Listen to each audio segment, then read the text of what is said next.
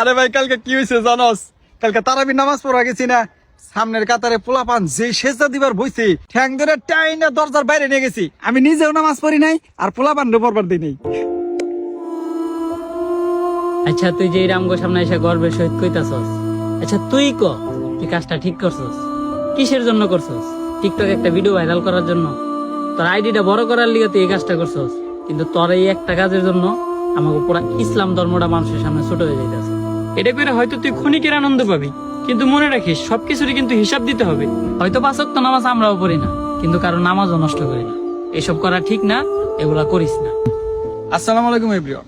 ভিডিওটা করার মূল উদ্দেশ্য হলো ইদানিং দেখতাছি আপনারা তারাবি নামাজকে কেন্দ্র করে অনেক শয়তানি ফাজলামি করতেছেন।